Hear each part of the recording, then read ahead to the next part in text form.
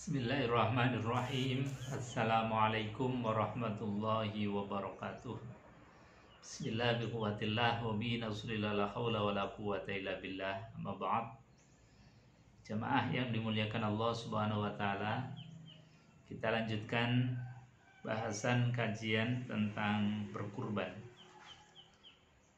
Pada bab ini sudah sampai pada fi anwa'id dhuhaya, macam-macam hewan yang boleh untuk dikorbankan dan juga hewan-hewan yang afdol untuk dikorbankan. Di sini disebutkan ajma'al ulama'u ala jawazid dhuhaya min jami'i bahimatil an'am. Para ulama itu sepakat bahwasanya boleh berkorban atas semua hewan-hewan ternak.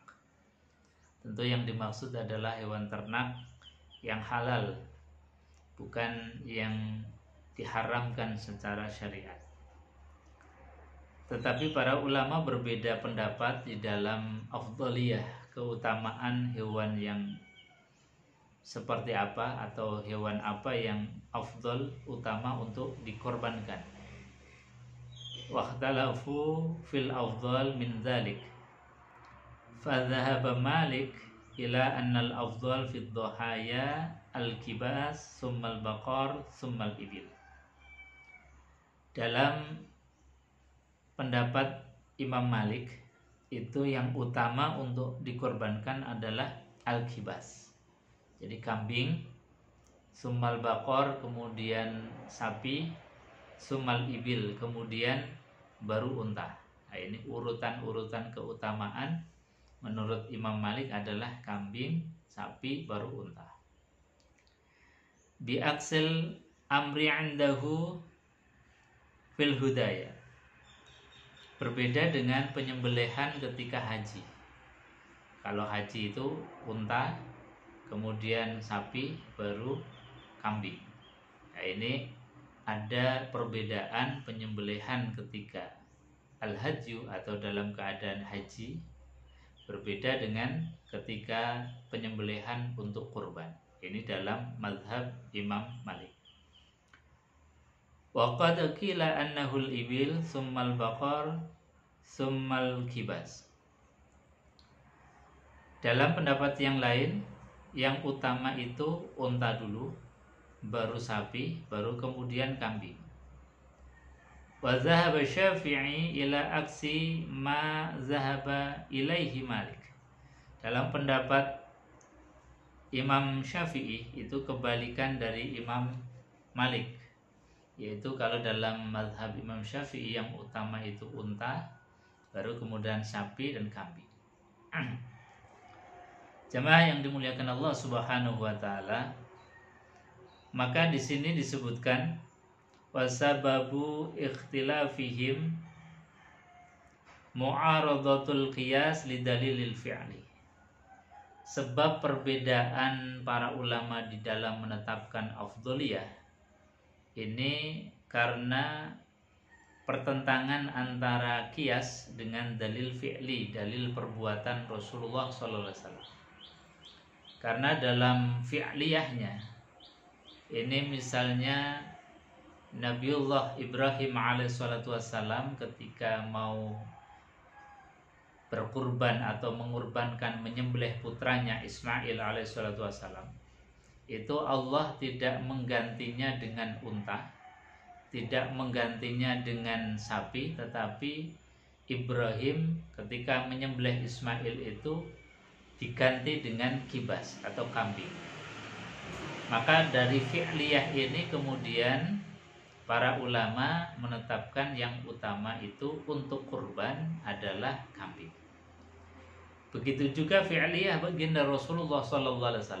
Baginda Rasulullah itu kalau berkurban itu kurbannya dengan kurban kambing, kecuali ketika beliau dalam keadaan haji, yaitu haji penyembelihan beliau menyembelih unta. Jadi beda ketika penyembelihan untuk kurban dan beda juga untuk penyembelihan ketika sedang berhaji. Di sini para ulama kemudian berbeda pendapat di dalam menetapkan yang utama untuk berkurban, apakah unta, sapi baru kambing, atau kambing, sapi baru unta. Nah, ini harus kita pahami tentang perbedaan para ulama di dalam menetapkan afdholiyah. Jadi logika hukumnya kita harus paham. Jemaah yang dimuliakan Allah Subhanahu wa taala.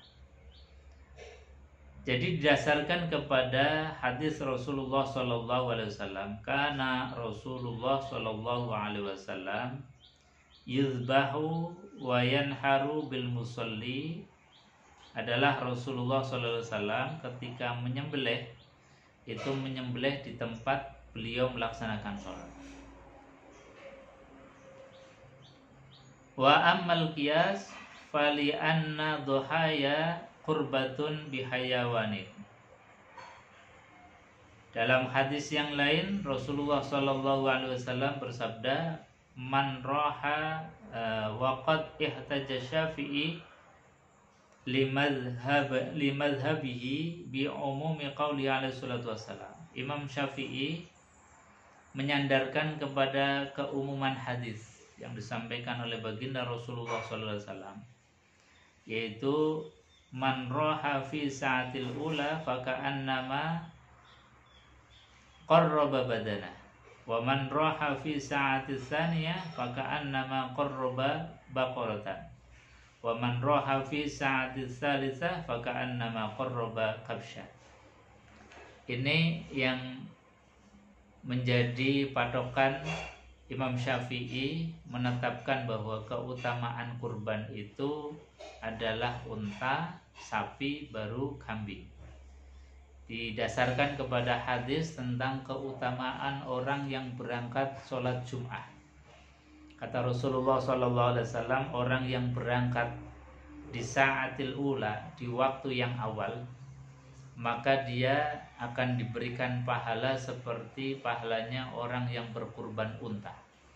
Barang siapa yang berangkat Jumat di waktu paruh yang kedua, maka dia akan diberikan pahala seperti pahala menyembelih sapi. Dan barang siapa yang datang sholat Jumat di paruh di waktu yang ketiga, maka dia akan diberikan pahala seperti pahalanya orang yang berkurban kambing. Nah, dari urutan-urutan ini kemudian Imam Syafi'i memberikan satu keterangan keutamaan daripada berkurban adalah kurban unta, kurban sapi, baru kurban kambing. Tapi Imam Malik itu menetapkan keutamaan berkurban adalah berkurban kambing, berkurban sapi, baru berkurban unta. Nah, ini perbedaan pandang para ulama, dan kita harus tahu logika berpikir para ulama itu didasarkan kepada hadis-hadis baginda Rasulullah SAW. Wa kulluhum majmu'una ala annahu la tajuzu dhuhaya bi ghairi bahimatil an'am. Para ulama sepakat bahwasanya tidak boleh berkurban itu bi ghairi bahimatil an'am, selain dari hewan ternak. Jadi harus hewan ternak. Ini para ulama, jumhurul ulama sepakat bahwasanya hewan ternak itulah yang boleh digunakan untuk berkurban. Illa ma hukiya 'anil Hasan ibn Shalih, kecuali ada satu pendapat dari Imam Hasan bin Shalih. Beliau mengatakan tajuzud tadhiyati bi baqaratil wahsy, boleh berkurban itu dengan sapi liar, sapi yang tidak diternak. Ini menurut Imam Hasan ibnu Shalih. Wadzabi, dan juga boleh berkurban dengan rusa. Nah, ini satu pendapat yang disampaikan oleh Hasan bin Shalih yang berbeda dengan jumhur ulama. Yang para ulama jumhur itu bersepakat bahwasanya hewan yang untuk kurban adalah mimbahi matil an'am, dari hewan ternak. Mudah-mudahan ada manfaatnya. Billahi taufiq wal hidayah. Assalamualaikum warahmatullahi wabarakatuh.